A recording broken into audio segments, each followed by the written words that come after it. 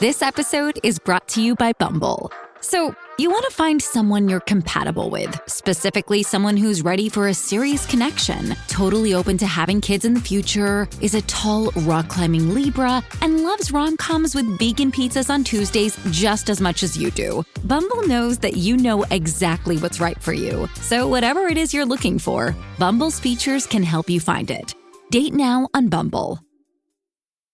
Hello and welcome to Conflicted, the history podcast where we talk about the struggles that shaped us, the tough questions that they pose, and why we should care about any of it. Conflicted is a member of the Evergreen Podcast Network, and as always, I'm your host, Zach Cornwell. You are listening to the third and final episode of a series on the life, work, and cultural impact of Dr. Alfred Kinsey. Now that we've reached the final leg of our story, I'd like to take a moment and just say thank you. I am fully aware that for longtime listeners of the show, this topic is a bit of a departure from our usual bread and butter. Typically, we're talking about military conflicts, political struggles, and social upheavals. So a three-part labor of love on a troubled sexologist from the 1940s is definitely off the beaten path. Or maybe it's the beaten off path. Anyway, I know it's unconventional, it's challenging, and it's definitely not for everyone. So if you're here at the finish line, I appreciate you sticking with me. Hopefully, you've been able to find some value and insight in this weird little topic. I certainly have. But all that said, the story is not over yet. Far from it, actually. Believe it or not, things are about to get even crazier in Bloomington, Indiana. But before we land this bird, let's take a look back at what we covered last time so we can dive back in with a fresh understanding of the story threads we've already established. In the Kinsey Report Part 1, we got to know Alfred Kinsey as a man. In Part 2, we got to know him as a scientist. Last episode, we opened with a discussion of Kinsey's first scientific specialty, the North American gall wasp. This flightless, terminally boring bug dominated Kinsey's imagination for the first 2 decades of his academic career. In many ways, it was his claim to fame. At the time, he was the world's foremost, and probably only, expert on the gall wasp. But Kinsey's obsessive approach to collecting, categorizing, and characterizing that humble insect would have a profound influence on how he studied sexual behavior. By the time Kinsey set his sights on sex, he was determined to amass more data on it than anyone in the history of the world. Well, after a mercifully short discussion of the gall wasp, we zipped forward in time to 1938. By that point, Kinsey was teaching the wildly popular and extremely controversial marriage course at Indiana University. The students loved it, but the faculty were incensed by the graphic content and transgressive nature of the curriculum. They were also very uncomfortable with the fact that Kinsey was using his students as interview subjects, collecting their sexual histories like so many insects in a display case. Well, by 1939, the university gave Kinsey an ultimatum: either teach the marriage course or research sex, one or the other. Kinsey, of course, chose the latter, and thus his great project, his great crusade, began in earnest. From there, we spent some time talking about Kinsey's unique method, his fierce commitment to confidentiality, singular gift for building rapport, and encyclopedic command of over 600 questions allowed him to coax incredibly detailed information from his rapidly growing list of interview subjects. By 1942, Kinsey had refined his process to such an impressive degree that he was able to secure funding from the National Research Council, backed by the philanthropic leviathan, the Rockefeller Foundation. Unsatisfied with the shallow, one-dimensional demographics in rural Indiana, Kinsey took his show on the road. In the late 1930s, Kinsey started visiting Chicago in search of more interview subjects. And that is when the professor began one of the most important periods of his life. As he explored the hidden world of gay subculture in the big city, Kinsey experienced a bisexual awakening. He realized, or perhaps finally accepted, that he was sexually attracted to both men and women. And with the chains of inhibition cast aside, Kinsey experimented freely with that exciting new preference in the gay clubs and speakeasies of Chicago. But Kinsey, let's not forget, was married. Clara Kinsey, who he affectionately called Mac, was back home in Bloomington, unaware that her husband was spending his weekends having anonymous gay sex a couple hundred miles to the north. But Kinsey, to his credit, told Mac about what was going on right away. Their marriage was built on honesty, open communication, and a healthy attitude towards sexual desire. And Mac, to her credit, did her best to understand and accept her husband's shifting identity. Well, Chicago not only satisfied Kinsey's sexual desires, but his craving for more data. After that, the research project began gathering steam very fast, accumulating more funding from the NRC and the Rockefellers with every passing year. By 1947, Kinsey and his benefactors had established an official organization for the project, the Institute of Sex Research, headquartered at Indiana University. The ISR was staffed with many talented researchers, but 3 in particular were very important to Alfred Kinsey and his project. And last episode, we took a little time at the very end to introduce these 3 men. There was Paul Gebhard, an anthropologist who had a mind for data and a distinctive mustache. There was Wardell Pomeroy, a handsome, hypnotic interviewer who could charm people almost as well as Kinsey. And then, finally, there was Clyde Martin, a data specialist who also happened to be a romantic partner for the Kinseys. And I say Kinseys plural because, as you'll recall, Clyde Martin ended up establishing ongoing sexual relationships with both Clara and Alfred Kinsey. Proc, after all, did not know the meaning of the word jealousy, and he was happy to allow his wife whatever sexual experiences she wanted as long as he was allowed to do the same. And Clyde, for his part, was just happy to be a part of the project. And if that meant sleeping with his boss's wife from time to time, so be it. And so it is there, with the ISR established, the team introduced, and the Kinsey marriage careening into polyamory, that we left off. This time, we will finally get to the actual ideas and research that Alfred Kinsey is remembered for, the books, the backlash, and the bitter implosion that followed. So now that we're all refreshed and caught up, we can jump right back into the story. Welcome to the Kinsey Report, Part 3.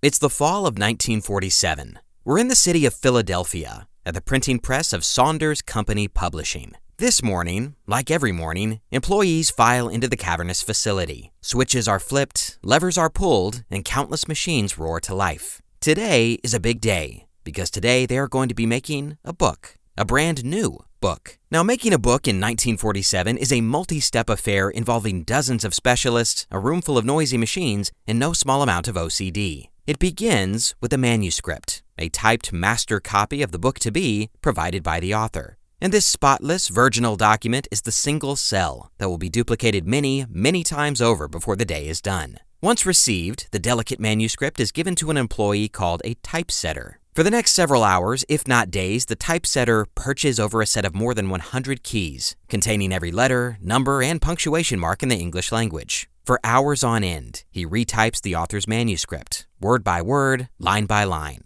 And as he does this, a special machine bathes letter molds in liquid metal, creating thin rectangular bars, each imprinted with words. And the typesetter will do this thousands and thousands and thousands of times. But when he is done, every sentence in the entire book will have been rendered into these metal bars. And with blurry eyes and aching fingers, the typesetter hands things off to the next employee in this elaborate industrial chain, the composer. If the typesetter spins the thread, the composer sews it all together. Carefully checking each individual line for continuity, the composer slots and arranges them into 9x6 wooden frames. Each frame represents a single page of the book. And once every line is in the correct order, the composer locks the bars in place with a special turn key, then pounds the surface flat with a hammer to create a uniform level. But these soft metal plates, embossed with the text, are not strong enough to withstand the print order for 100,000 copies that this particular book carries. So, stronger plates must be made. The frames are sent to a room filled with bubbling vats of molten copper. The frames are carefully dipped into the liquid metal, and once they harden, the resulting copper plates can be used over and over again. And when the dipping is done, the plates go to an employee called a ready man, who places them in a machine called a press bed. Each press bed contains 64 plates for 64 pages of the book. The plates in the bed will be inked, rolled, and pressed against a massive spinning drum of paper, which will create the physical pages of the book. And the resulting pages are then folded, sliced, glued, and bound. Throughout this entire process, mistakes can happen very easily. One line out of place, one page in the wrong order, and the entire printing run is ruined. Money is lost, clients are angered, and reputations are mangled. But if everything goes right, if the minds and reflexes of the technicians are sharp, then this long, tedious process will result in a clean, bound, beautifully printed book, ready for shipping. And today, everything goes right. The publishing house fills with that new book smell as dozens, then hundreds, then thousands of copies roll off the assembly line. The craftsmen at Saunders Company Publishing are very good at what they do, and the proof of their skill can be seen in the finished product. The finished book has a dark crimson cover. On the spine, etched in gleaming gold letters and printed in all caps, is the title, Sexual Behavior in the Human Male. And below the title, also in gold, are the last names of the authors: Kinsey, Pomeroy, and Martin. After 10 years of research, 12,000 interviews, and countless hours of analysis, Dr. Alfred Kinsey's explosive book is finally ready for public consumption. On January 5th, 1948, the volume will hit bookshelves across America, and no one, not even its author, is fully prepared for the tempest it will trigger. The physical book itself may have been born in a Philadelphia publishing house, but the ideas within it had been conceived 700 miles away in a sleepy college town in Indiana. From his office at the Institute of Sex Research in Bloomington, Alfred Kinsey had painstakingly compiled a mountain of hard data about what people did sexually. As Kinsey wrote, quote, "This is, first of all, a report on what people do, which raises no question of what they should do." His stated goal was to, quote, "accumulate an objectively determined body of fact about sex, which strictly avoids social or moral interpretations of the fact." In other words, this book is not a sermon, it's just a mirror. All I can do is show you the facts as I have found them. And if anyone wanted to avoid gazing into that mirror on the wall, they would have found it almost impossible at the time. The Kinsey Report, as Sexual Behavior in the Human Male became known, was prefaced by a whirlwind of media attention and hype. Kinsey was a scientist first, but in another life he was most definitely a publicist. Using the same disarming charisma that had convinced thousands of strangers to reveal their most intimate secrets, Kinsey charmed the pants off the press. In matters of publicity, foreplay is key, and Kinsey skillfully whetted reporters' appetites for his book. "In 500,000 years of mankind's history," wrote Look magazine, "it is to be the first, adequate, large-scale inquiry into man's sex life." Reader's Scope said the Kinsey Report promised to be, quote, "the most complete and objectively scientific report ever assembled on the sex life of American men. Many of our most deep-rooted concepts of sex and marriage are about to be blasted by a soberly documented report by a group of University of Indiana scientists," wrote Harper's Magazine. And one publisher commented about all the hype, quote, "I think it is probably the most widely publicized, unpublished book on record."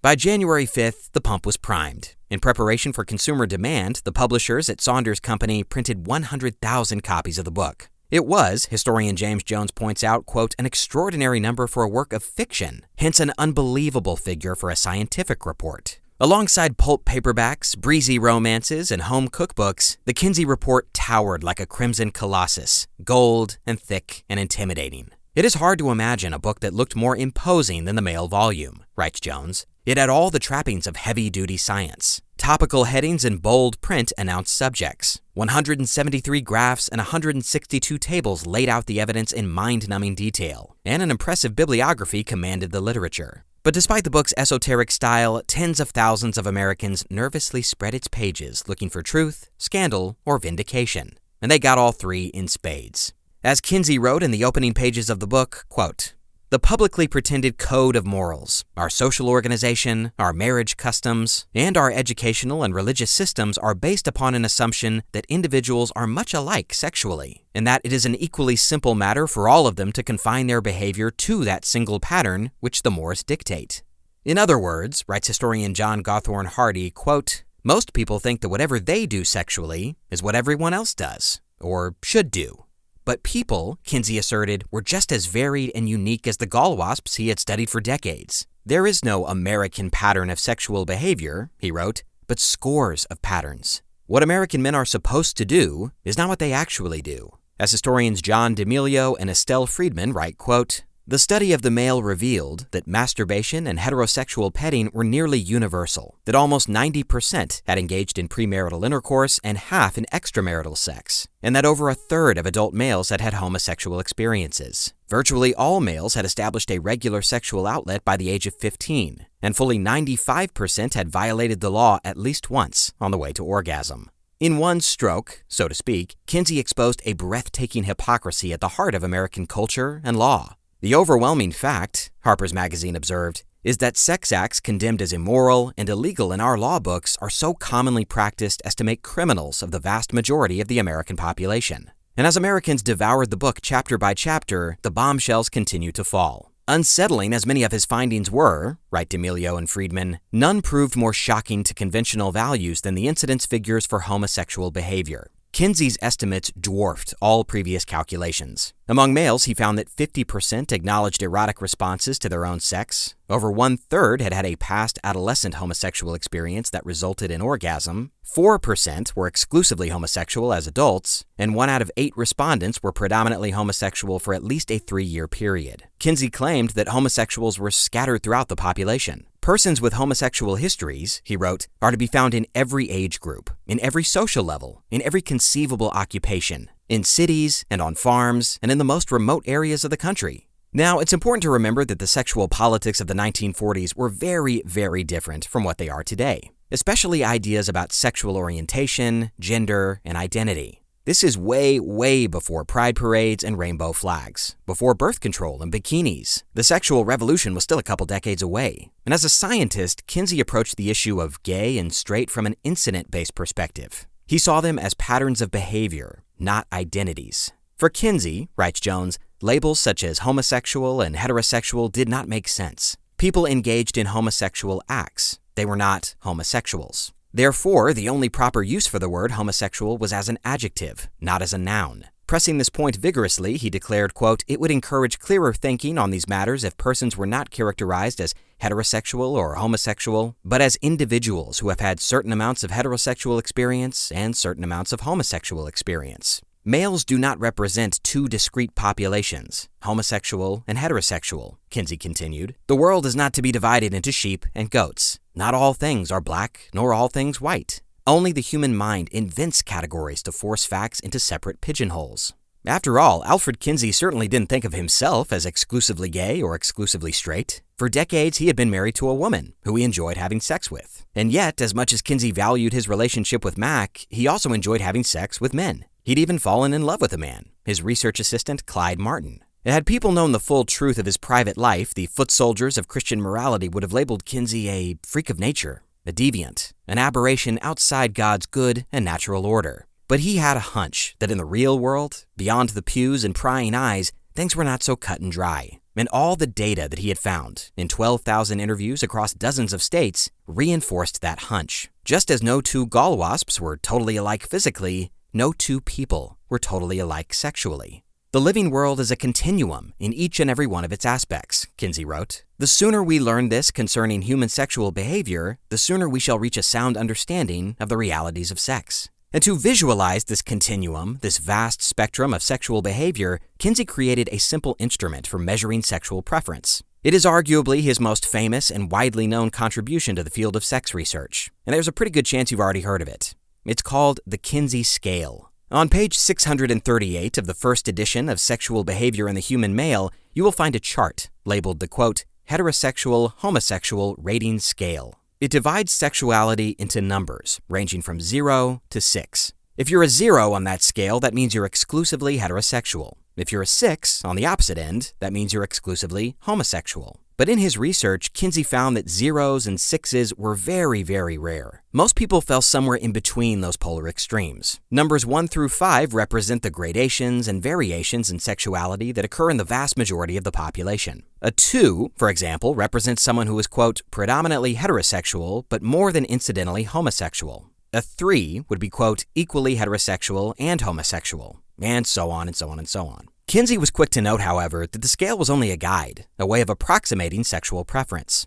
The numbers were just mile markers. Between each one was an infinite spectrum of behavior. He also stressed that a person's number could change over the course of their life. After all, people change, and so can their sexual preferences. You might be a 4 in your 20s and a 0 in your 30s. You might start adolescence as a 2 and then end up as a 6. The portrait of human sexuality that emerged from his research, writes James Jones, was an intricate mosaic, rich and diverse. The Kinsey scale was not a perfect instrument, of course. The whole concept is fraught with difficulties and contradictions, writes Gathorne Hardy. Nevertheless, the scale did allow Kinsey to get an approximation of what he was finding. As I've said before, it all sounds fairly obvious to modern ears, but at the time, this was revolutionary thinking. The newspapers dubbed Kinsey's book and the scale within a, quote, social atom bomb. The immediate impact of Kinsey's work, writes Jones, was to heat up cultural wars of long standing. In the months and years following its release, Sexual Behavior in the Human Male precipitated the most intense and high-level dialogue on human sexuality in the nation's history.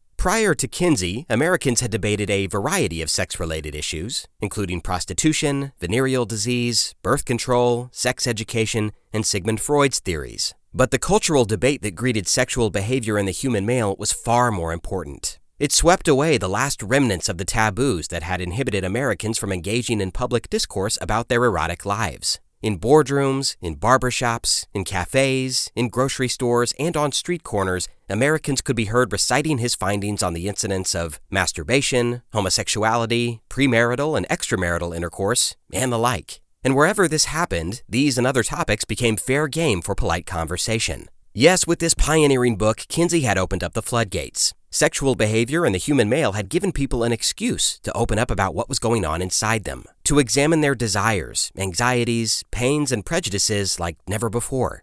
It was the culmination of Kinsey's own long, painful journey towards sexual self-acceptance. From the boy who thought he would literally die if he masturbated, to the young husband who had no idea how to please his wife, to the middle-aged man who discovered his attraction to other men, this was deeply personal for him, and he hoped that maybe, somewhere out there, someone just like him might take comfort in the facts that he had found. And he had no idea how right he was. As Jones writes, quote, "If he required additional proof that the sexual attitudes that had so filled him with guilt as a boy still stalked Americans, Kinsey only had to read his mail. Thousands of letters arrived from total strangers. Surprisingly few came from people who condemned the research, and only a handful could be described as crank letters. Many people wrote to thank, congratulate, praise, and bless Kinsey. And despite his busy schedule, Kinsey answered each and every letter. Alongside the praise came questions, endless questions. Not only were Americans anxious, guilty, and tormented about sex, many were hopelessly ignorant. As Gathorne writes, quote, "We have all had, or have, worries about sex, but we have to multiply and magnify these many times in return to get some feeling of the ignorance, the anxieties, guilts, fears, and frustrations that filled Kinsey's correspondence, which he heard from his histories and which he knew that he could help. Over and over again, Kinsey heard the same kind of stuff. Am I normal? Is something wrong with me? Am I broken? Please, please help." As one historian recounts, quote, "A young Indiana soldier wrote to Kinsey in great distress. On a date with an older woman, the soldier had attempted oral sex. And this is the soldier talking, quote, "Indignant, she told me how low, dirty, mean, and contemptible I am. A pervert. Am I a fit specimen of a man after such conduct? I want to be a normal man." Kinsey reassured him that there was, quote, "nothing in your experience which is in any fashion unusual or abnormal." And more letters like that arrived every day. "I am afraid that my organ is too long for intercourse with an average woman," another man wrote to Kinsey. "Something that I have always thought would be an advantage, I now wonder whether or not it is a handicap. I am not going to marry if my worries are founded. Will you please help and advise me?" Letter after letter, question after question poured into Kinsey's mailbox at Indiana University. Questions like, what does the word fellatio mean? Can sex while pregnant cause polio? Are tampons sexually stimulating? Does suppressing sex lead to stuttering? Does too much sex cause cancer? Hunched over his desk late into the night, Kinsey did his best to offer advice and comfort to these anxious people. One young man, terrified that masturbation would destroy his health, wrote to Kinsey begging for guidance. As the professor carefully drafted his response, he might as well have been talking to his younger self. Quote, "Masturbation does no harm. But the sort of worrying you are doing does wreck the life of an individual. You have to jerk yourself up by your bootstraps and stop worrying." When another young man reached out to Kinsey with fears that he was a weirdo or a freak, that things that he had done when he was younger would haunt him for the rest of his life, Kinsey responded, quote, "You are not feeble-minded and you are not abnormal just because you have particular things in your sex history." In effect, writes Jones, he was saying, "You're okay," which in turn carried the unspoken corollary, "And so am I." To the press, his colleagues, and his financial backers, Alfred Kinsey liked to present himself as an even-tempered scientist, nothing more than a finder of facts. As he lectured a bit self-righteously, quote, "There is no right, no wrong, no beauty, no lack of beauty, nothing but the observed truth. Any scientist who passes opinions on things spiritual or moral speaks as a theologian or as a mere man, and not as a scientist." But whether he wanted to admit it or not, there was a revolutionary zeal burning beneath that tweed jacket, an activism driven by old wounds and fresh insights. As one close acquaintance observed, quote, He has the temperament of a reformer rather than a scientist, fierily against hypocrisy and repressive law of every sort, censorship, etc., and against Judaism and Catholicism. One of Kinsey's fellow researchers, the mustachioed anthropologist Paul Gebhard, agreed, quote, "You had to really twist his arm to get him to admit to this humanitarian impulse, because ordinarily he was the objective scientist without any axe to grind, without any crusade to pursue. But underneath, there was this powerful streak of crusading humanitarianism, which, despite his attempts to cover it, showed up between the lines in everything he ever wrote. He had led such a wretched, sexually inhibited life himself as a young man that he was determined that he was going to promulgate a more rational approach to sex so that people could be happier. He felt that knowledge would prevent tragedies, upsets, frictions, guilt, bad things of this sort. It's almost like the biblical saying, the truth will set you free. If he could only get the facts and the truth to people, life would be a lot happier and less guilt-ridden. That was the number one motivation, and he was a great champion for tolerance and liberality. Kinsey believed that it didn't much matter what you did sexually as long as it didn't hurt anyone else, and it made you and your partner happy. In the words of John Gathorne Hardy, quote, "The most basic force behind Kinsey's sex research was deeply personal and extremely simple, and it lies here, that no one else should have to suffer as he had suffered." And if the sales numbers of sexual behavior in the human male were any indication, Kinsey's crusade was off to a great start. In time, he hoped to write a volume on female sexual behavior, then a book on sex offenders, then a book exclusively about homosexuality. With each subsequent volume, he would peel apart the old dogma, superstitions, and ignorance. And eventually, maybe, the laws and biases that had hurt so many people might change. Tolerance, writes Jones, was the central message of the male volume. And in 1948, few people were positioned as well as Kinsey to effect that sort of change. In the eyes of the media, he was a clean-cut, respectable scientist from Indiana, a family man in a bow tie. Dr. Kinsey has few conventional vices, wrote Time magazine. The professor does not swear, and he does not smoke. But underneath the flashbulb-friendly image was a man with lots and lots of secrets. Because what was happening behind closed doors in Bloomington was becoming increasingly unconventional. In his quest for more data, more answers, more interviews, more everything, Kinsey was barreling down a dangerous road. And if anyone found out what was really going on, it would destroy his reputation and end his research. Fame, after all, is a double-edged sword. It brings attention, and not all attention is welcome. Since its publication, critics of Kinsey's book had been taking a fine-tooth comb over some of his more shocking statistics, and they had come back with some very unfavorable and frankly legitimate critiques. Kinsey's crusade was about to endure its first major blow.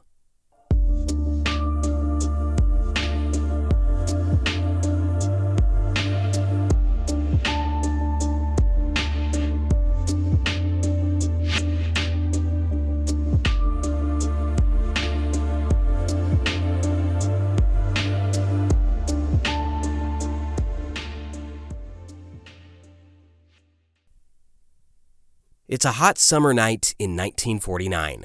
We're in Bloomington, Indiana, home of the Institute for Sex Research and its now world-famous director, Dr. Alfred Kinsey. But we're not at the ISR. We're just a few miles away, at a lovely two-story house at 1320 East 1st Street. With its irregular red bricks, charming chimney, and winding stepstones, the home looks a little bit like a gingerbread house, sweet and wholesome and unassuming. On the mailbox out front, the name of the resident family is printed in clear black letters. Kinsey. Kinsey. This is the home of Dr. Alfred Kinsey himself, the one he and his wife Clara have lived in for almost 20 years now. And if you were to stroll up to the front door and step inside, you would have been greeted by the comforting sound of classical music and the smell of baked goods. In the kitchen, Clara Kinsey is making cookies. For 20 years, Mac has been making cookies in this house. In the early days, when the kids were still young, the house had been a lively place, full of giggles and homework and backyard experiments. But now, it's a bit quieter. The kids have been out of the house for years now, and with Alfred, or Proc, off promoting his new book, the house on 1st Street has become a lonely place. Later in life, Mac told a reporter that after Proc became a sex researcher, she had to get used to, quote, being alone a lot. Not that she ever would have pressured him to stay home. This was his calling, his life's work, the thing that mattered to him more than anything or anyone in the world, possibly even her. And the idea of begging him to spend more time with her was beneath her. I felt that it was important work, she said, and I just couldn't do that to him.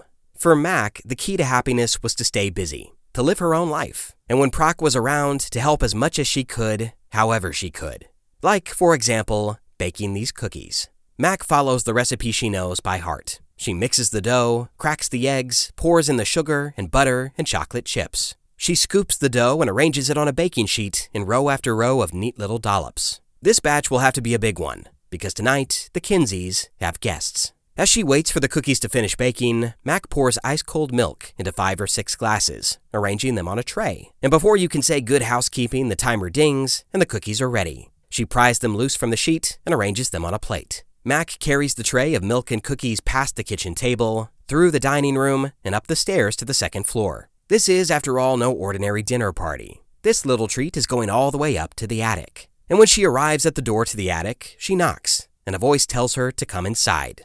As Mac enters the room, she is greeted by a different kind of aroma and a different kind of music. The Kinsey attic is full of naked people, engaging in live acts of sex. As Mac places the tray of milk and cookies on a small table, the bed in the center of the room is shaking and rocking. And these are not strangers in her attic having sex. As Mac looks around the well-lit room, she recognizes every single face. In the corner of the room, perched next to a video camera, is her husband, Dr. Alfred Kinsey. Proc barely takes notice of her entrance. His eyes are glued to the action on the bed. And next to Proc, operating the video camera, is a man named William Dellenbach, the ISR's official photographer. And on the bed, bathed in sweat and heaving with exertion, is Wardell Pomeroy, one of Kinsey's handsome research assistants. And beneath him is Agnes Gebhard, the wife of Paul Gebhard, Kinsey's other assistant.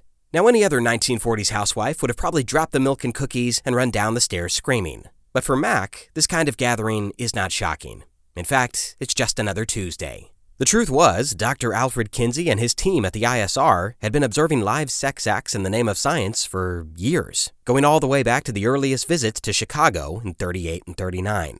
The main goal was to study physiological responses in real time, to observe sex as it was happening, in order to gain a better understanding of the processes at work. After all, most people don't take the time during sex to note the width of this or the diameter of that, or how much of this comes out of that. Nothing could replace Kinsey's interviews. They were the gold standard upon which he had built his research. But they were only as perfect as the memory of the subject. By observing live sex as it happened, Kinsey hoped to gain new insights into why people did what they did and how they did it. The problem, Kinsey discovered, was finding people who were willing to get busy while a couple guys in lab coats scribbled notes in the corner. For that reason, Kinsey's first volunteers for live demonstrations were sex workers. Prostitutes who accepted a few extra bucks to let Kinsey essentially hide in the closet and observe what he could through the slits. But that presented problems too. Not just issues of privacy, the Johns didn't know that there was a professor lurking in the room, but also issues of authenticity. Prostitutes, Kinsey noted ruefully, almost always faked their orgasms. No, Kinsey needed volunteers willing to have authentic sex in a controlled, safe environment. And for that, he turned to the only people that he believed he could fully trust, who actually understood what he was trying to do.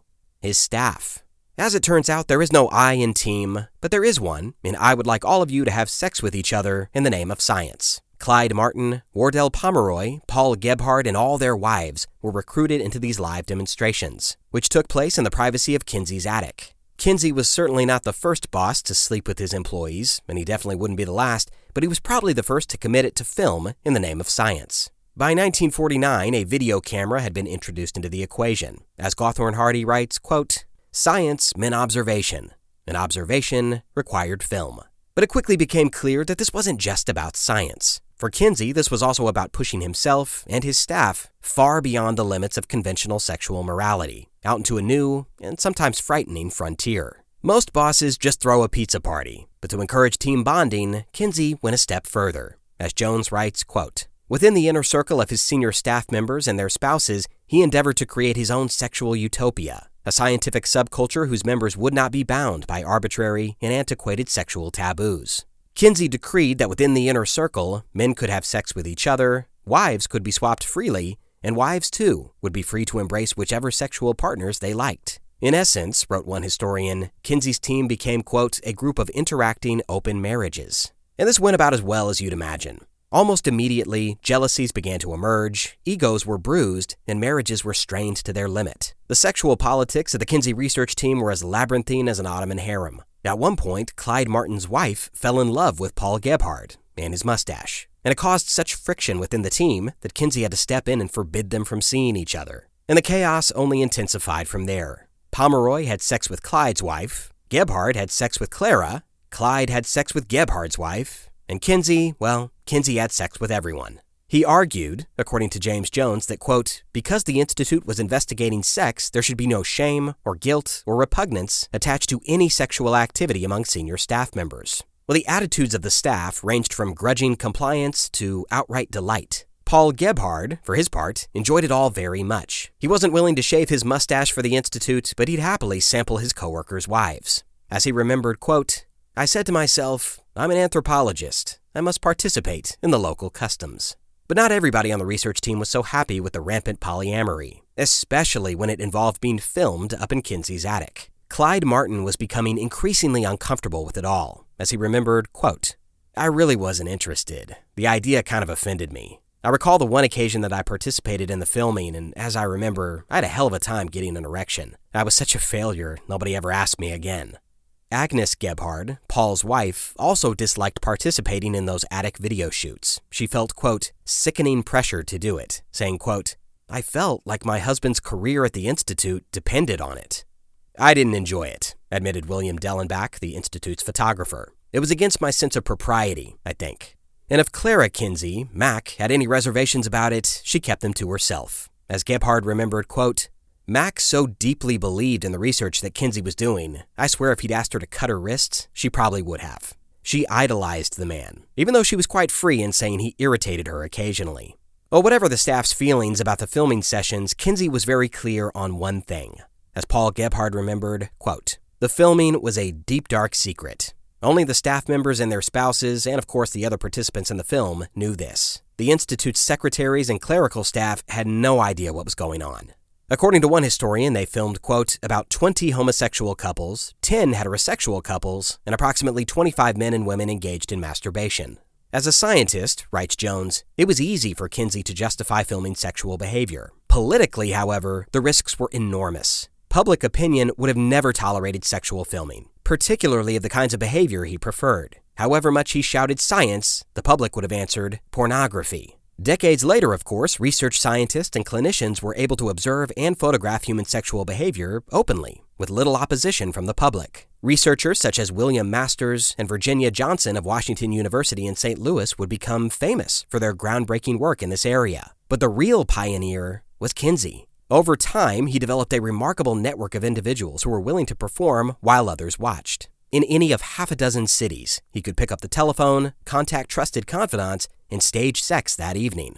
But as 1949 came to a close, Kinsey had bigger concerns than top-secret filming sessions and the Byzantine sexual dynamics that accompanied them. His book, Sexual Behavior in the Human Male, was being slammed by critics in the scientific community. After a brief honeymoon period of rosy reviews and softball coverage, the sentinels of academia had taken the time to actually dig into his statistics, and they found some troubling flaws in Kinsey's methodology. Kinsey, of course, knew that his book would court controversy. The religious leaders in the country would never tolerate a book that put forth such a brazen challenge to the traditional stance on sex. A religious publication called The Catholic Mind bombarded the Kinsey report with fire and brimstone, saying that its author was, quote, at war against purity, against morality, against the family. Maurice Sheehy, of Washington's Catholic University of America, writes Jones, denounced Sexual Behavior in the Human Male as, quote, the most anti-religious book of our times, charging that it, quote, has made the most devastating inroads on Christian morality in this century. We all know that there is too much sexual promiscuity, marital infidelity, and homosexuality in our country, another writer said through Clutched Pearls. What does it add to our knowledge to know the exact percentage in each of these three areas?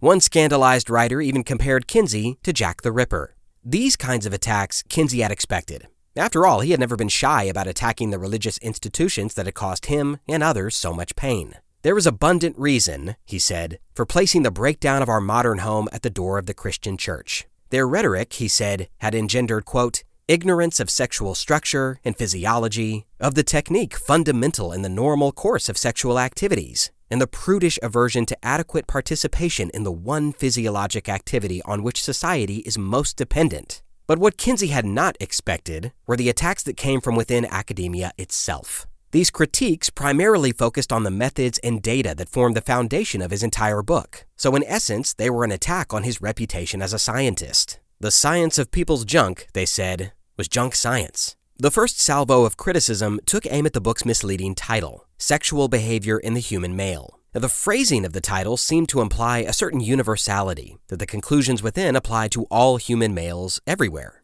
But that just wasn't the case. As historian Gary Brett writes, quote, Kinsey's sample was virtually confined to white U.S. males. And even within that population, those surveyed were far from representative of the U.S. male population. Only 15% of the general population had college educations, but 56% of Kinsey's sample were men in college. The sample not only skewed young and white, but also did not adequately represent Catholics or farmers. Kinsey's answer to this charge was a grammatical loophole. In the human male meant within the human male, writes Gathorne Hardy. If he'd meant the whole male population, he would have said of. But the precision of his prepositions was lost on the majority of Kinsey's readers. They saw that title and assumed the book's conclusions could be applied to every male in the country. The truth was, the Kinsey report overrepresented some groups and underrepresented others. Furthermore, the critics argued, Kinsey's interview method was fundamentally flawed, since it relied exclusively on volunteers. How did he know that they weren't lying, or exaggerating, or omitting certain things entirely? One prominent statistician joked that Kinsey, quote, would have been better advised to stick a pin in a telephone book and then interview the people whose names got pierced. Well, Kinsey had an answer for that too. It wasn't perfect, he admitted, but for this kind of research, volunteers were the only good option. As Jones writes, quote, random sampling, he insisted for the umpteenth time, was simply not feasible for sex research, as persons chosen at random often refused to be interviewed. Given this obstacle, he maintained, the next best thing was the taxonomic approach, relying on huge samples to reveal the full range of individual variation in a population. Another critique leveled at Kinsey was less about statistics and more about tone. A prominent cultural anthropologist from New York named Margaret Mead said, quote, nowhere have I been able to find a single suggestion that sex is any fun. Not anywhere in the book, not a suggestion. Furthermore, the book did not give people any guidance as to what was healthy sexual behavior and what was not. Quote, the book suggests no way of choosing between a woman and a sheep. Kinsey, they charged, had stripped away all the things that made sex meaningful. The interpersonal connections, the emotional factors. On every page I can find the word penis, wrote a psychiatrist named Lawrence Kuby, but nowhere the word love. This biologist from a third-rate university was out of his depth, out of his field, they said, trespassing in intellectual territory in which he did not belong. He was, in the words of one critic, quote, trying to make an objective study about something which we cannot be objective. But in a way, that was Kinsey's entire point. As one writer put it, quote, humans are the only animals in the whole of evolution who like to pretend they are not animals. Sex, Kinsey maintained, was, quote, entangled in a mass of taboos and repressions. Only by stripping away all those cultural trappings, only by dropping the pretense that we are anything but highly evolved mammals, could we understand biologically what sex really is. And these questions of normal versus abnormal, natural versus unnatural, love versus lust, these were distractions, weapons in the hands of the church and politicians telling us what to do and when to do it and who to do it with. As Gathorne Hardy writes, quote, the law and convention, the prudes and the moralist described a lot of activities as unnatural. Kinsey countered by demonstrating that they occurred in nature, among animals. Human beings were animals, ergo, they were natural to us. The only kinds of abnormal sex, Kinsey said, are those which cause harm. In fact, Kinsey countered, it was the law itself that was doing immense harm, right under their noses. None of these armchair academics or coastal critics understood. They had not been out in the field. They had not seen what he had seen. Prior to publication, Kinsey's quest for more interview subjects had taken him into the prisons and penitentiaries of America. And in many of those cells, he didn't find rapists or monsters. He found people who had simply been in the wrong place at the wrong time with the wrong person. As Jones writes, quote, Dellenbach, the Institute's photographer, remembered Kinsey telling the story of a man who had oral sex with his wife and gone to prison for it. It seems that the man's mother-in-law hated him, and when she learned from her daughter what had happened, the old woman called the police. He was arrested, tried, convicted, and imprisoned for violating the state's sodomy law. Another friend of Kinsey's remembered a story about a man who had agreed to be castrated to avoid a prison sentence. Quote, Kinsey would tell you that story with his eyes suffused with the beginning of tears, and he turned pale with the horror of it. He was so sorry for people that you felt that you'd never noticed human beings at all. America's prisons were filled with people whose only crime had been to stray outside the bounds of Christian sexual morality. Homosexuals and adulterers and fornicators and chronic masturbators. And while their behavior violated sexual taboos and offended the public's sense of propriety, writes Jones, they did not inflict physical harm on others. Kinsey believed that these offenses had no place on the criminal code books. The law's definition of deviancy was so wide and indiscriminate that many functionally innocent people had been caught in its tangle, their lives irreparably damaged by archaic legal codes. And it all weighed very heavily on Kinsey. As Jones writes, quote, Kinsey identified with the sex offenders he interviewed in jail. He felt their pain and sorrow as deeply as if it were his own. The man who enjoyed shocking people by declaring that 90% of all American males had broken the nation's sex laws knew that he, too, was a sex offender. All Kinsey had to do was compare his history with those of many of the sex offenders he interviewed in prison. If they had been caught, who was to say that he would not be next? Now, if Kinsey understood anything, it was that he, too, was jailable. But it is worth noting that not all of Kinsey's interview subjects were just misunderstood innocents. His quest for more data ended up taking him to some very, very dark places. And the darkest place of all was the home of a man named Mr. X. Mr. X's real name, or perhaps alias, was Kenneth Green, a 60-something civil servant living on the East Coast. Unlike many of Kinsey's subjects, Mr. X was not in prison, but he should have been. In fact, if the law had ever gotten a hold of him, had ever discovered the full extent of what he had done, he probably would have been serving several life sentences. In June 1944, writes James Jones, Kinsey and Pomeroy traveled some 1,800 miles to interview Mr. X, their longest trip ever to take a single history. At the time we saw him, wrote Pomeroy, this man was 63 years old, quiet, soft-spoken, self-effacing, a rather unobtrusive fellow. And despite his unprepossessing appearance, it took a record 17 hours to record Mr. X's case history, which, as Pomeroy put it, quote, astounded even us, who had heard everything. There was not even a word to describe Mr. X's sexual experiences. Eventually, they settled on the term omniphile, omni being the Latin word for all, phile being the Greek word for love. But the reality was far more sinister than that academic label. As Jones writes, quote, Mr. X's bizarre sexual behavior, it seems, was a family legacy. The product of a home poisoned by cross-generational incest, he had sex with his grandmother when he was still a young child, as well as his father. In the years that followed, the boy had sexual relations with 17 of the 35 relatives with whom he had contact. And this was just the beginning. After he reached adulthood, Mr. X was obsessed with sex, a walking id with polymorphous erotic tastes. By the time he was brought to Kinsey's attention, wrote Pomeroy, quote, this man had had homosexual relations with 600 pre-adolescent males, heterosexual relations with 200 pre-adolescent females, intercourse with countless adults of both sexes, with animals of many species, and had employed elaborate techniques of masturbation. The scope of the abuse, the reach of the hurt was beyond imagination, but like a moral car crash, Kinsey could not look away. He was fascinated, transfixed by a specimen so rare in its repugnance, so unique in its absence of ethics, it was like discovering a new species. One of Kinsey's assistants had that very same thought, remarking that for Kinsey this was, quote, like finding the gall wasp which would establish not a new species but a new genus. Mr. X was way off the line, way off the scale, beyond anything else that Kinsey knew about. And now what Kinsey should have done was walk right out of that room and report the man to the police. But that is not what he did. According to one historian, quote, science would have been better served had Kinsey not allowed his lust for data to obscure his judgment.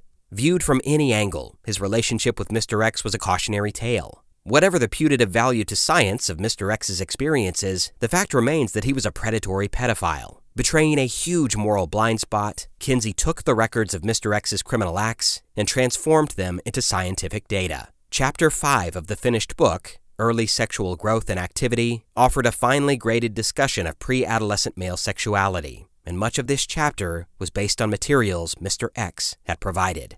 The question arises, writes Gathorne Hardy, should Kinsey have done this? For members of Kinsey's own research team, the answer was an emphatic no. As one told Kinsey directly, quote, I don't think that belongs in this book. Critics and historians tend to agree. As one wrote decades after Kinsey's death, quote, looking to sexual molesters for information on childhood sexuality is like drawing conclusions on the sexuality of adult females from the testimony of rapists. But if Kinsey had any crisis of conscience about including data like this, it was undetectable. To him, dealing with someone like Mr. X was a necessary sacrifice for the greater scientific good. As Jones continues, quote, Convinced that cold, hard facts alone would persuade the public to develop more tolerant sexual attitudes, Kinsey was determined to provide those data. And if that meant trafficking with someone like Mr. X, then so be it. The end justified the means.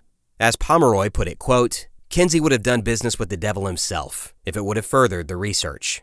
Kinsey interviewed Mr. X in 1944. And 6 years later, in 1950, that morbid thrill of discovery had given way to an intense and all-consuming anger. After all the work, all the miles, all the moral compromises that he had made to compile the most detailed report on sexual behavior in the history of the world, he was under attack from the people who should have been supporting him, other scientists. He had expected the priests and the prudes to attack him, but to come under scrutiny from his own community, his own people, how dare they? Who did they think they were? They were just jealous. Jealous of his book's success. Jealous of his place in history. And rather than support him, rather than help him, rather than offer their encouragement, they were just trying to tear him down. But for now, Kinsey had to put all that aside. He had to look forward, to focus on what came next. Most Americans, writes Jones, could hardly have cared less what academics thought. They wanted to hear what Kinsey had found out about American women. Sexual behavior in the human male had surpassed all expectations, making mountains of cash in the process. And Kinsey didn't take a dime for himself, instead funneling all that money back into the ISR, back into the research. And the Institute would need every single penny, because it was time to start writing the sequel to the male volume, Sexual Behavior in the Human Female. But while Kinsey may have been able to plow forward and ignore the critics, his financial backers were not so confident. In smoke-filled rooms and austere offices, phone calls were being exchanged. Kinsey didn't know it yet, but his benefactors were beginning to have second thoughts about the entire project. His funding, and by extension his crusade, was hanging by a thread.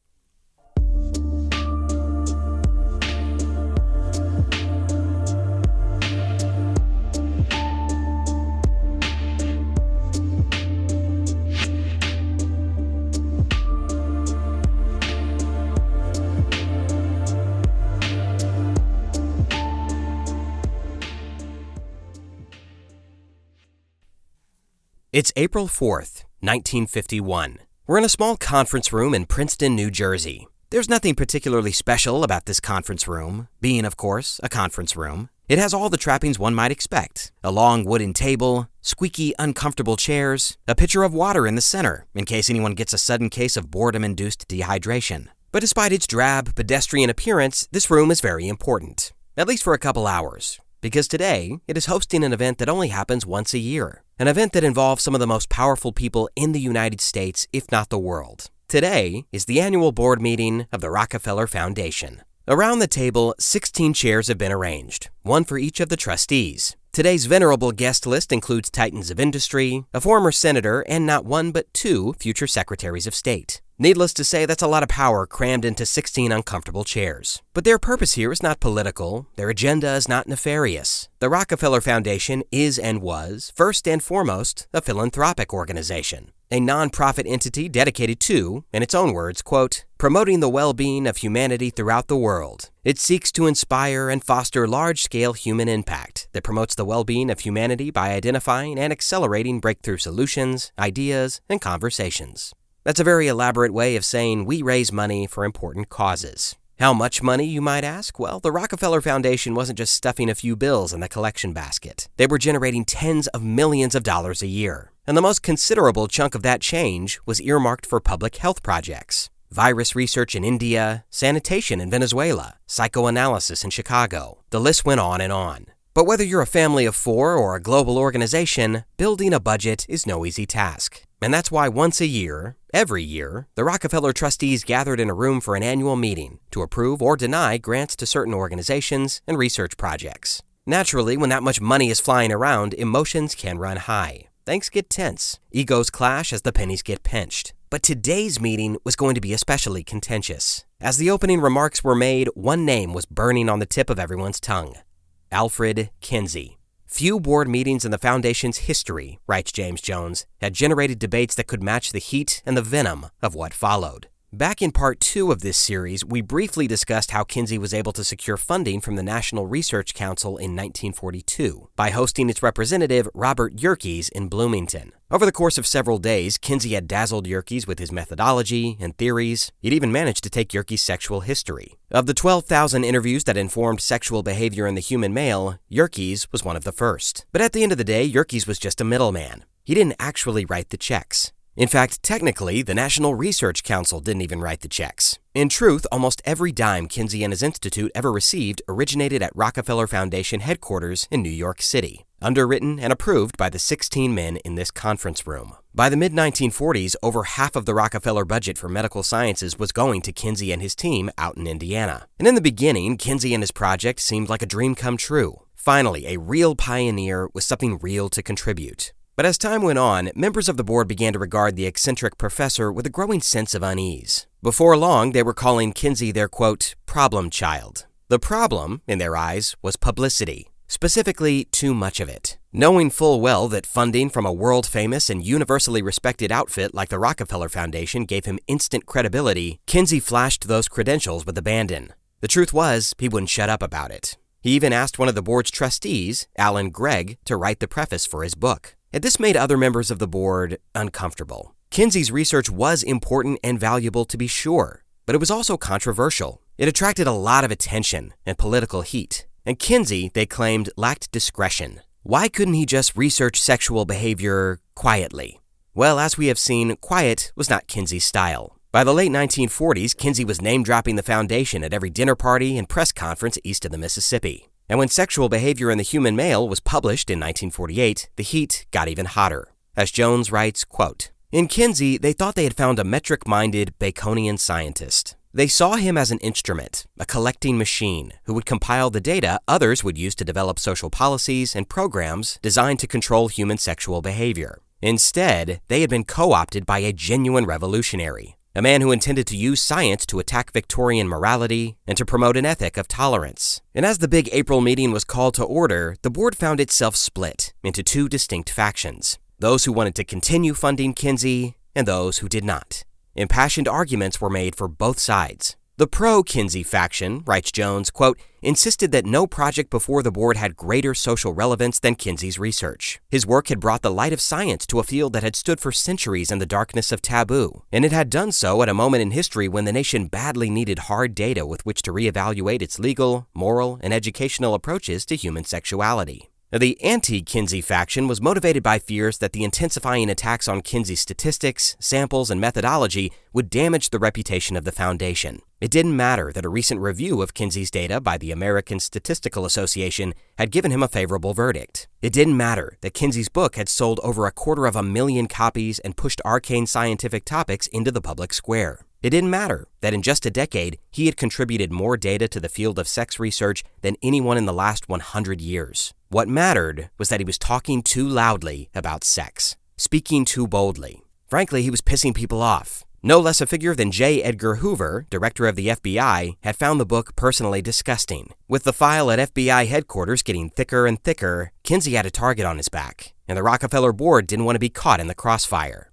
And besides, they said, it was all so distasteful. Viewed through the cobwebbed prism of Protestant morality, Kinsey's research held no value at all. It was crass. It was graphic. It wasn't the Christian thing to do. As one pro-Kinsey board member recalled, quote, I think it was the old attitude. You see, most of the trustees were men in their late 50s or 60s, and it was the old attitude about sex. Sex was sort of taboo. It was just something that shouldn't be published, something that shouldn't be discussed, something the foundation shouldn't have anything to do with at all. Well, in the end, after a bit of shouting and table thumping, it came down to a vote. A simple majority vote would decide whether Kinsey's project was allowed to continue, or at least allowed to continue with money from the Rockefeller Foundation. As the votes were cast and counted, the entire room waited in a strained silence. And after what seemed like an eternity, the tally was read aloud. The final vote was 9-7 in favor of Kinsey. And so the anti-Kinsey faction shuffled their papers, straightened their ties, and stormed out of the paltry conference room in a backdraft of Scotch fumes and $300 cologne. Kinsey and the ISR had been saved, for now, but this was not over.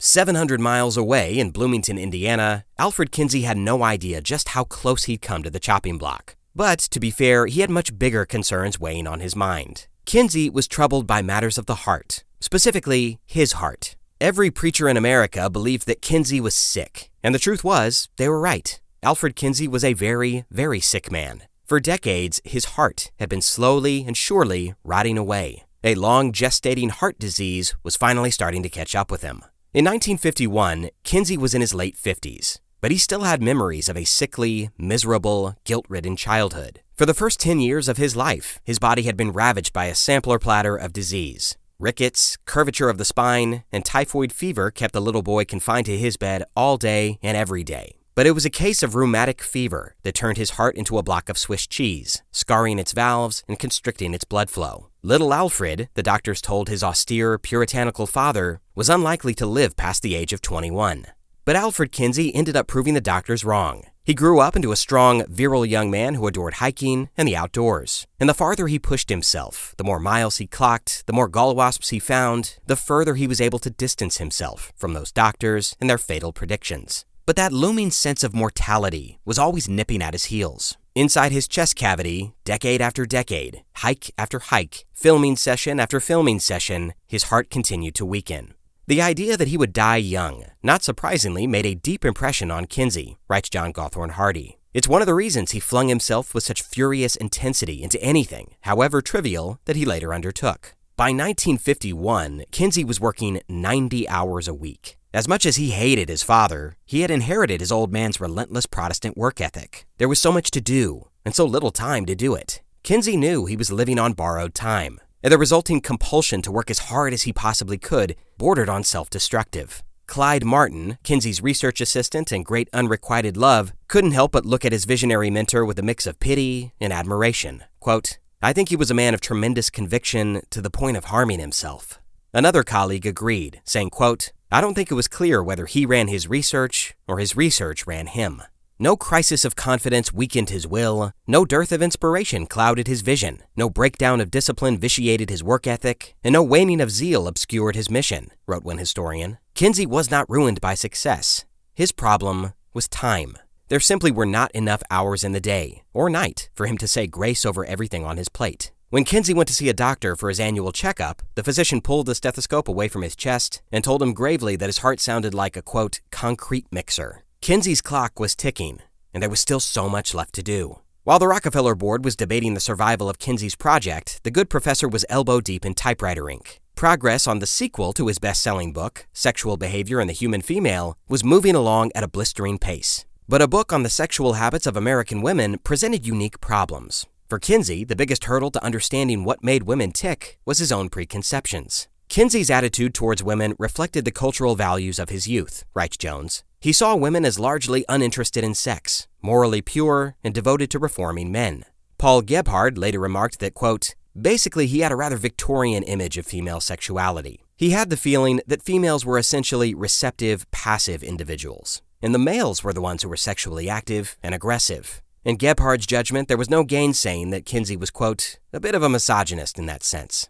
Kinsey had always had a better grip, so to speak, on male genitalia, according to one historian, but as he interviewed more and more women, took more and more histories, an elaborate and complex world began to open up. With every new interview, Kinsey's stereotypical image of women began to melt away. As it happened, American women were just as sexually active and experimental as American men. Kinsey's interviews revealed that, quote, 62% of the women in his sample had masturbated, 66% had nocturnal sex dreams, 90% had petted, nearly 50% had had premarital intercourse, 26% had had extramarital intercourse, and 13% had had at least one homosexual contact that resulted in an orgasm. Not only that, conventional understanding of female sexual response was so far off the mark it was laughable. Even today, you'll hear jokes about men not being able to find the clitoris. Well, in the late 1940s and 50s, most American men didn't even know it existed. Women who couldn't orgasm during sex were said to suffer from frigidity. In other words, they were too cold and dead inside, broken in some way, to enjoy the efforts of their partner. But Kinsey's data revealed a startling and emasculating truth. Most men just weren't touching their wives and girlfriends correctly. As Jones writes, quote, "He baldly stated that a large amount of women's sexual activity, especially coitus, remained anorgasmic. By contrast, most men preferred coitus above other outlets, almost always proceeding to orgasm. Hence, coitus was a feasible proxy only for men's arousal rates, while women routinely endured intercourse without orgasm. Just like gall wasps and American men, the variation in the female population was absolutely enormous, infinite and kaleidoscopic. Jones continues, quote, "A small minority of women went their entire lives without experiencing a single orgasm, and relatively large numbers of women did not have orgasms every time they had intercourse or engaged in other forms of sexual behavior, nor was the intensity of their orgasms at all comparable. For some women, the sensation was extremely mild, while other women had orgasms strong enough to make them faint, with most women falling somewhere between these poles." One 35-year-old woman from the Midwest wrote to Kinsey about her experiences, vividly illuminating the outer margins of what was possible. Quote, "I have an outlet, that means orgasm, of approximately 130 a month. I know of at least 6 women whose husbands could only partially satisfy them. And these 6 women and myself had made penises for ourselves out of spun rubber and an inner core of hard rubber. One woman said she never knew anything could be so wonderful. I'm afraid you won't believe me, but she came over 100 times in one evening. So don't blame it on the women for such low output. What man could stay hard that long? I'll also have you know that I am in the best of health. I don't jump every time the phone rings nor scream at other noises. I consider myself a well-oriented person." When he was finished reading, Kinsey placed the letter on his desk and took a deep breath. His heart was pounding, but these days it was always pounding. He didn't think anything would be able to top his first book, but my God, Sexual Behavior in the Human Female was going to blow the roof off America. All he had to do was stay alive long enough to finish it.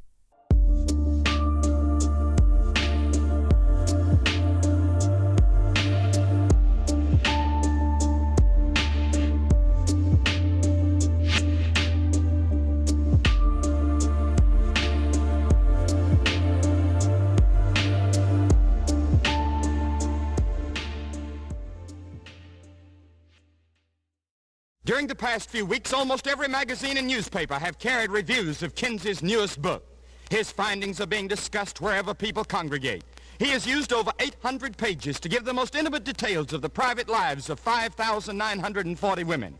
It is impossible to estimate the damage this book will do to the already deteriorating morals of America. None of the sordid details are spared. Young people are encouraged to have premarital experiences. The moral laws governing marriage have been scorned and immorality advocated. After reading this book, happily married husbands and wives are going to start suspecting each other when they read that 1 out of every 4 wives is unfaithful to her husband.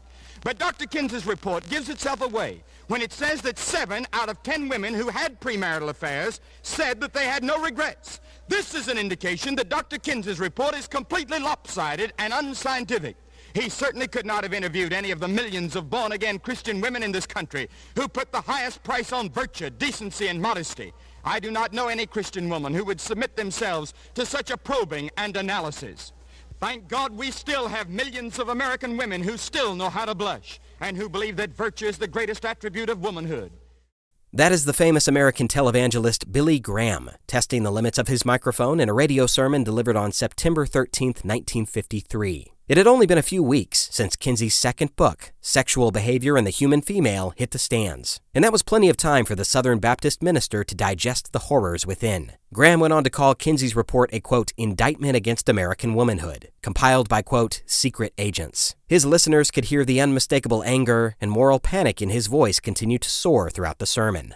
This book is going to teach young people how to do it and how to get away with it. It is going to teach young people that if so many other people are doing it, then it must not be so wrong. It is going to teach our young people moral perversions that they had never even heard of before. Apparently, Dr. Kinsey has completely disregarded the teachings of the church and the moral code of the Bible. But the thing that disturbs me most is the fact that the American people have become so callous to these things that we're no longer appalled at what is happening. Yes, old baby Billy was hopping mad, and he was not alone in his indignation. A week after the female volume was released, a congressman from New York demanded that the post office ban it from circulation. Just as they had decried Kinsey's male volume 5 years earlier in 1948, religious leaders, traditionalists, and conservative publications howled in outrage at the audacity of Kinsey and his research. But for all their fire and brimstone, they could not stop Kinsey's findings from finding their way into the eyes and ears of millions of Americans. The conspiracy of silence around sex had been shattered forever. The coverage, writes James Jones, was surpassed only by the death of a president in power or war. It was unprecedented for a book then and has never been repeated since. And the proof of that apparent victory was splashed in full color across the pages of Time magazine, which gave Dr. Alfred Kinsey a feature cover story in August of 1953. As Jones writes, quote, Kinsey's crowning moment came on August 24, 1953, when his face appeared on the cover of Time magazine. A flattering likeness by the artist Artzybashev, hopefully I didn't butcher that, the portrait was suffused with symbols. Birds fluttered overhead, a solitary bee hovered above beautiful pink roses with sharp thorns, and a somber-faced Kinsey, wearing a bow tie, peered resolutely out into space. Appropriately, his lips were tightly sealed, and his eyes looked faintly sad, like a man who had seen too much. In his 15 years of research, Kinsey had seen a lot, and his team had amassed roughly 18,000 interviews. They had traveled across the country, meticulously cataloging, contrasting, and cross-examining multitudes of men and women who told their stories and revealed their inner lives with heart-wrenching candor. And it wasn't always pretty. Sexual histories, Kinsey wrote, often involve a record of things that have hurt, of frustrations, of pains, of unsatisfied longing, of disappointments, of desperately tragic situations, and of complete catastrophe. The interviewer must, for a while, share these feelings, even though he might not altogether be neutral. And as he distilled all of this raw data down to a series of coherent conclusions, Kinsey worked himself like a man possessed. Ever the perfectionist, writes Jones, he refused to settle for anything less than his best effort. Kinsey read passages out loud while he wrote, trying to decide whether the cadence and rhythm of his language was pleasing to the ear. He devoted even greater care to the clarity of his expression, struggling to find the right words. He wrote and rewrote, polishing his prose until it captured his exact meaning. Originally, Kinsey had wanted to complete the female volume in 2 to 3 years, but it ended up taking him 5. And when the book finally dropped, it appeared to be worth the wait. No scientific text had ever engaged with female sexuality like this before. According to one historian, quote, that he had accorded women the same treatment as men was extraordinary, since it implied that female sexuality should be given parity with male sexuality. But Kinsey had done much, much more. Throughout the female volume, he depicted women as sexual beings. He resolutely separated sex from procreation. He documented the full range of female sexual outlets. He celebrated masturbation as the behavior most likely to result in orgasm, thereby deflating the importance of the penis to female sexual pleasure. He showed great concern for the stability of marriage, and he consistently depicted marriage as a partnership of equals that required sexual satisfaction for both parties.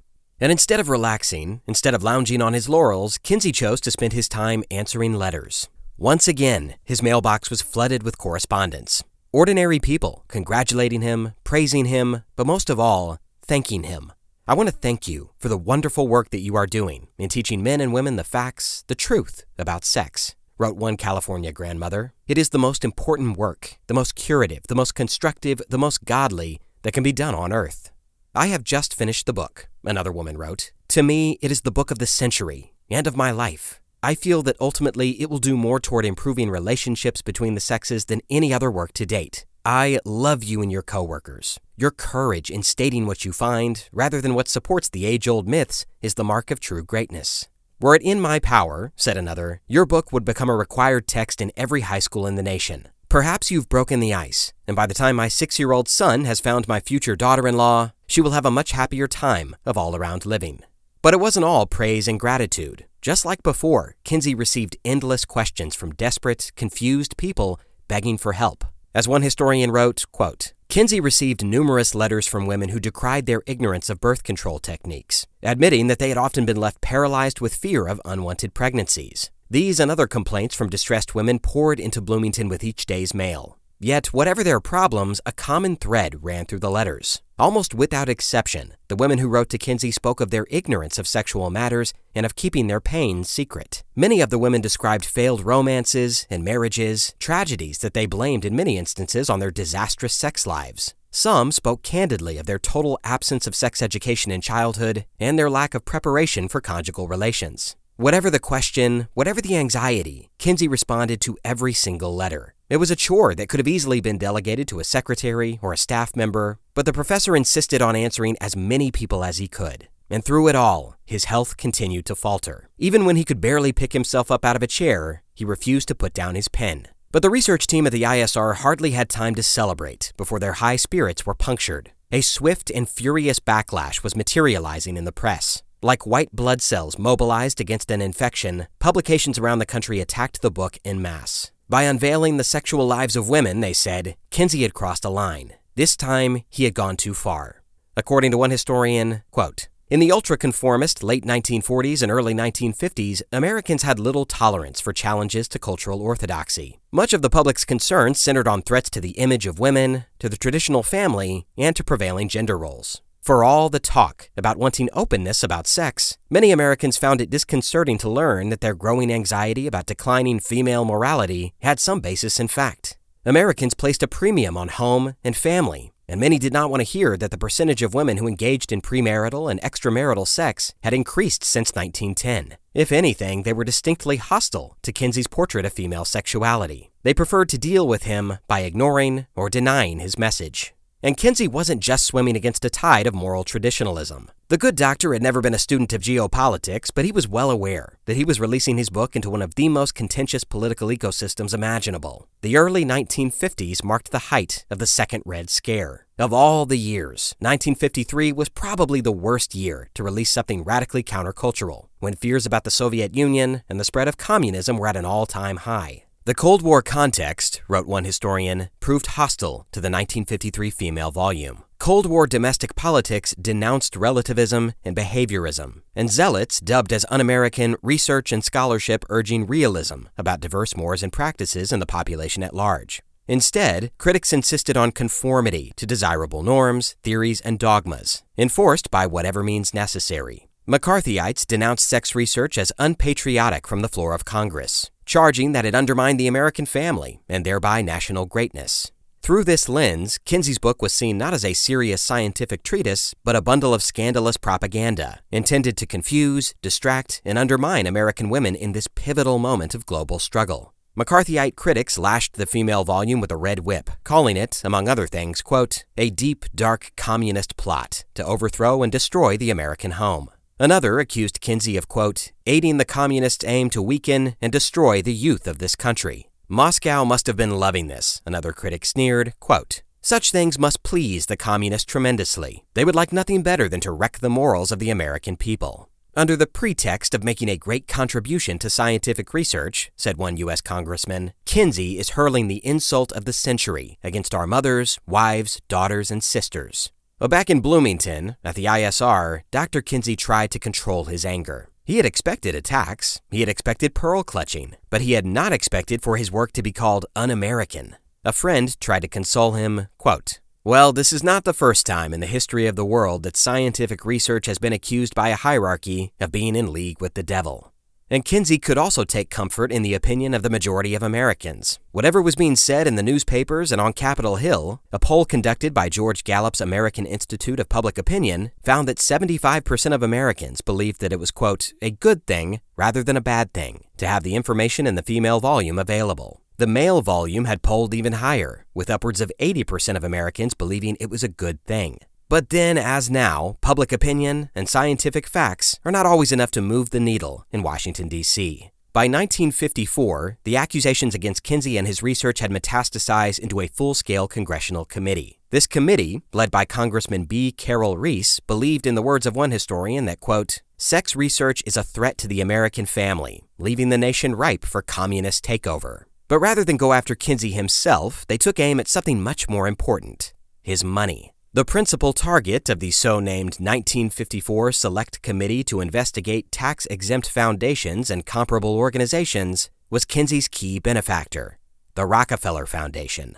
It had been 3 years since the big vote in Princeton that had saved Kinsey's funding, but time had done nothing to soothe the reservations of the board members that had voted against him. In fact, their ranks had only continued to swell. By 1954, the board had decided that it simply could not afford to be associated with Kinsey and his research anymore. With an angry mob of congressmen threatening their tax-exempt status over their association with sex research, the foundation decided to distance itself from its notorious problem child. When a request for the ISR's normal $80,000 in annual funding was filed, it was flatly rejected. But in the estimation of some historians, Kinsey had sort of done this to himself. By constantly publicizing his close association with the foundation and playing up their support to further legitimize himself, he had made a, quote, crucial tactical error. Such a public partnership for a tax-exempt, nonprofit organization was, quote, highly fragile to any blowback. And so, when the foundation saw an opportunity to cut ties and save itself from humiliation on Capitol Hill, they took it without hesitation.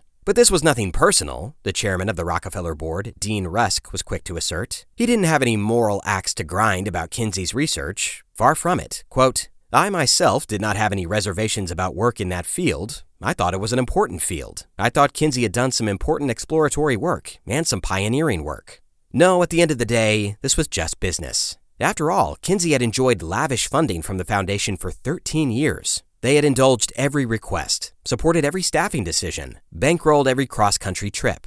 As they say, all good things must come to an end, especially when those good things are bad for our reputation. From now on, Alfred Kinsey was on his own.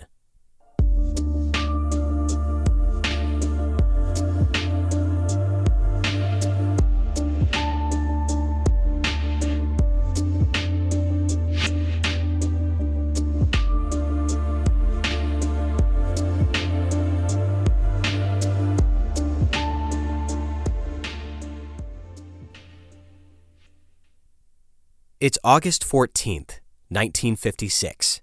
We're in a car, zipping down a public road and kicking up dust outside of West Lafayette, Indiana. And driving this car, clutching the wheel with fragile, varicose fingers, is Clara Kinsey, Mac. It's a bad day for a road trip. It's summer in Indiana, when temperatures routinely approach 105 degrees, and today it's turning the car into a sweat lodge on wheels. To make matters worse, Mac's eyes are not what they used to be. At 58 years old, she has to squint to read the road signs as they flash by, careful not to miss a turn or take a wrong exit. But every once in a while, she steals an anxious glance over at the passenger seat. Her husband, Alfred Kinsey, is staring out the window, looking vacant, looking sad, and looking tired. But on that summer day, Proc was so much more than tired. He was dying. In fact, he had less than 2 weeks to live. It had been almost 3 years since the Rockefeller Foundation had pulled their funding from the Institute of Sex Research. And those 3 years had been very, very hard on Alfred Kinsey. His first instinct had been to appeal their decision, to summon every ounce of charm and charisma he possessed to sway them back to his side. But that well had run dry a long time ago. Kinsey was not the same man who had dazzled Robert Yerkes in 1942. That was 15 years, 2 books, and several minor heart attacks ago. But like a hooked fish who doesn't know it's dead yet, Kinsey thrashed and raged against his circumstances. He journeyed to New York and Chicago and Indianapolis and even Texas in search of new donors. New money that could fill the vacuum the Rockefeller Foundation had left. If you find any Texas oil men who would like to contribute to the support of our research, he told a friend, let me know, and I would go anywhere in the U.S. to discuss it with him. But time and time again, he came up empty-handed. Kinsey hated begging for money, hated begging for anything. It offended some deep-rooted sense of self-reliance in him. Every appeal that Kinsey made to donors felt fake, weak, self-conscious, and as a result, his pitches came off half-hearted and unconvincing. No new funds materialized. And to make matters worse, Proc's health was rapidly deteriorating. His heart, perforated from a childhood disease and buckling under the weight of a superhuman work schedule, began to shut down. His heart was dangerously enlarged, writes Gathorne Hardy, his pulse wildly erratic. Kinsey's co-workers and colleagues became terrified that they would walk into his office one day and find him dead, face down on a pile of half-answered letters. Please slow down, one colleague pleaded. You'll contribute more in the long run by living longer. Another told him angrily, quote, if you want to commit suicide, I suppose that's your business. But I believe you should give some consideration to your family and to your research colleagues and to this institute. But Kinsey could not stop working. He treated his heart like a recalcitrant employee, writes Gathorne Hardy. He would force it to behave. He would collapse, recover, then work as hard as ever until he collapsed again. And most tragically of all, Kinsey's mental abilities also seemed to be slipping. As Paul Gebhard remembered, quote, the last thing I would have ever discussed with him was whether or not there was any intellectual deterioration. That would have outraged him completely, but I felt that there was. Years after the fact, Wardell Pomeroy could never forget Kinsey's suicidal stubbornness, the battle with his own body. As he recalled, quote, to Kinsey, his body was the enemy, preventing him from doing everything he wanted to do. He began many sentences with the complaint, my heart won't let me do this. The president of Indiana University, Herman Wells, remembered a conversation he had with Clara in 1956. Quote, Mrs. Kinsey said to me, you've got to help me stop him. I said, I can't stop him. But he's got to stop himself, otherwise he'll kill himself. Mrs. Kinsey said, that's what he's doing. Well, as the months dragged on and Kinsey's health continued to nosedive, a sense of inevitability started to hang over the ISR. There is tragedy here, writes Gathorne Hardy, as the vast parabola of Kinsey's heroic endeavor now plunged inexorably towards death. But on August 14th, 1956, Kinsey got a sudden rare burst of energy. He had been invited to speak at Purdue University in a meeting of the National Dean's Association. The speaking engagement was 100 miles away, but Kinsey insisted on attending. He could not drive himself, he reluctantly admitted, so someone else would need to take him there. Everybody refused. The staff, the assistants, everybody said absolutely not. Well, Kinsey said, fine, I'll take the train or the bus if I have to. I'll walk, but I am going. And in the end, only one person agreed to take him. Mac grabbed her handbag, helped her husband into the passenger seat, and set out towards Purdue. As they approached their destination, she glanced over at her husband. He looked like he was on the verge of death, breathing heavily, blue in complexion, struggling to regulate his heartbeat. Like a fuel gauge rattling at empty, her husband was running on fumes. But somewhere underneath the infirmity and the bristly gray hair and the tired, drooping eyes, she saw a flash of the same young man she'd clocked on campus 36 years ago. The golden-curled professor with a lean body and an easy smile. The man who would rather make his own campfire than wait on someone else. The scholar who knew everything about gall wasps but nothing about a woman's body. The husband who taught himself how to please her. Who taught others to accept themselves, who taught an entire country to confront their bigotries and re-examine their superstitions. And yet she also saw the husband who had strayed, who had suddenly developed an attraction to men halfway through their marriage, who had dragged her into polyamory, pressured his staff, and exploited their respect and affection for him. The husband who secretly filmed sex in the attic and used questionable data from questionable people. From every angle, a new facet of this complicated person seemed to catch in the Indiana sunlight. In the end, this was a man who would rather die than give up on his life's work. A professor who would never stop answering letters from people who needed his help, even if it killed him. And 2 weeks later, it did. In the last week of August, writes James Jones, Kinsey entered the Bloomington Hospital. He was suffering from pneumonia, which in turn aggravated his heart condition. Not long before entering the hospital, Kinsey had fallen in his garden. The damage was not serious, only a slight bruise on his leg. Still, it was that bruise that produced the embolism that finally killed him. Kinsey died on Sunday, August 25th, 1956, at 8 a.m. He was 62 years old.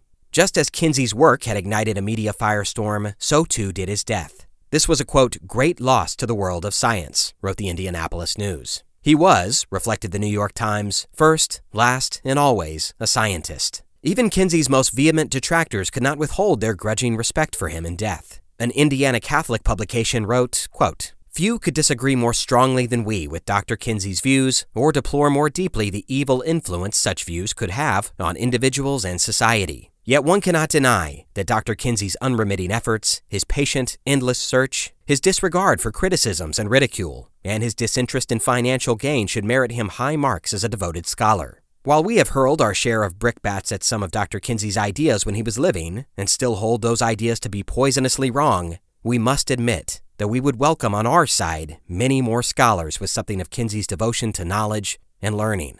And even if he had been able to read those words, it would have been cold comfort. Kinsey, writes Gathorne Hardy, died a, quote, bitter man. As he gasped his last breath, he believed that he had failed, that his entire life's work had amounted to little more than a few boxes of gall wasps and a pile of sentimental letters. He died knowing that his cherished Institute of Sex Research would wither into underfunded obscurity. His father had won. The church had won. Every critic and bigot and McCarthyite had won. But that is not what happened. In the years following Kinsey's death, Paul Gebhard, who still refused to shave his mustache, was named the new director of the ISR. He applied for and secured government funding for the institute. By 1972, writes Gathorne Hardy, 6 complete books using Kinsey's data had appeared in over 50 articles and studies in professional journals. Paul Gebhard was no Kinsey, but he saved the institute from oblivion. And until the end of his days, Gebhard remembered the very last words Kinsey said to him, quote, "Don't do anything until I get back." Clara, Mac, never did reveal what Kinsey's last words to her were. But according to James Jones, she, quote, bore her husband's death with dignity and grace. Friends who attended the memorial service recall her strength and composure. But, in a sense, Kinsey had been preparing Clara for his death for many years. Left alone for so much of the time, she had been forced to follow her own advice to the other institute wives. Over time, Clara had made a life for herself, one that revolved around Kinsey, yet was not totally dependent on him. No, Clara was far from devastated by her husband's death. If anything, her sorrow had to be mitigated by relief, for she had borne a great burden and was suddenly free. Clara enjoyed a long life. She died in 1982, outlasting her husband by 26 years. Ironically, for a man who spent most of his life counting and collecting, Alfred Kinsey's legacy is difficult to quantify. His actual output is probably the best place to start. The publication of Alfred Kinsey's studies of male and female sexual behavior in 1948 and 1953, respectively, propelled sex into the public eye in a way unlike any previous book or event had done, write historians John D'Amelio and Estelle Freedman. Whether bought, read, debated, or attacked, the Kinsey Report stimulated a nationwide examination of America's sexual habits and values. It was an examination that was long overdue. According to James Jones, quote, "Confronted by a nation awash in what one writer called hush and pretend, Kinsey pleaded for an end to hypocrisy and for a new ethic of tolerance. What people did in the privacy of their bedrooms was their own business and should not be subjected to social or legal sanctions. More than any other figure of his day, he set Americans to thinking about how much authority society should exercise over intimate matters." At the time, Kinsey's work was understood as a considerable ripple in the culture, if not a mild splash. Only in later decades, during the sexual revolution, the gay civil rights movement, and the feminist movements, did it become clear just how impactful Kinsey had been. His work was the first deep breath before a plunge into a greater paradigm shift. As Gathorne Hardy writes, quote, "It was on this cusp, on this tension point, one perhaps not fully appreciated, that Kinsey stood. It now becomes much easier to understand why he provoked such anger. It came from the older generations, the majority, who were frightened by the continued threats generated by the Cold War, and almost equally tense about the profound cultural revolution they could sense or see taking place all around them." As one colleague of Kinsey's remembered, quote, "The times were changing anyway, but I think he helped change the times." Over the course of 15 years, Kinsey and his team collected 18,000 interviews, yielding a vital bedrock of scientific and statistical data. Despite his preoccupation with marginal groups, writes Jones, Kinsey compiled an unprecedented volume of data on people who engaged in the more garden variety forms of behavior, the kinds that turn up in most people's sexual histories. Both from private experience and from thousands of interviews, he knew that virtually everyone falls short of the rigid sexual code demanded by middle-class morality. And better than anyone else of his day, Kinsey understood that most Americans felt compelled to hide things about their sex lives. If subsequent researchers managed to do the job better than Kinsey, their debt to him was nevertheless great. He was a pioneer, an explorer who blazed the trail for those who followed. It was he who convinced most Americans that human sexual behavior could and should be studied scientifically, and, just as important, that scientific data should help inform discussions of social policy. More than any other investigator, Kinsey made sex research respectable. But Kinsey's real triumph, suggests Jones, was a personal one. Quote, "His great accomplishment was to take his pain and suffering and use it to transform himself into an instrument of social reform, a secular evangelist who proclaimed a new sensibility about human sexuality. Had he lived a few more decades, he would have found much to celebrate and much to abhor. As an apostle of sexual liberation, he would have applauded the sexual freedom of the 1960s, the addition of candid sex education courses to the curricula of many high schools and colleges, the pill, and Roe v. Wade. In particular, he would have been warmed by the successes of the gay liberation movement. Still, much that has happened in the decades since his death would have left Kinsey dismayed. He would have opposed the pro-life movement because he supported the right of women to control their fertility. Nor is it difficult to imagine Kinsey weeping over the moral majority's gay bashing in the 1980s and 1990s, just as he was sickened by the sexual witch hunts of the McCarthy era. As for HIV, Kinsey's public response would have been enlightened and humane. He would have advocated more funds for research. He would have demanded explicit sex education for young people and adults alike. And he would have told anyone who would listen to practice safe sex. Privately, however, AIDS might have been enough to restore his faith in a mean-spirited, vengeful God. It's hard to know for sure what Kinsey would have thought or done or preached if he'd lived. It's hard to know what he really wanted or hoped for, as complex and guarded as a man he was. And despite his time in the public eye, barely any recordings or video footage exist of the professor. Outside his attic, he was notoriously camera shy. But he did give one public glimpse into his motivations. One little flash where the scientific veil slipped for just a moment. In 1948, a journalist asked him what the message of his first book was. Kinsey thought for a moment, and then answered, quote, "If I had any ulterior motive in making this study, It was the hope that it might make people more tolerant. This has been Conflicted. Thanks for listening.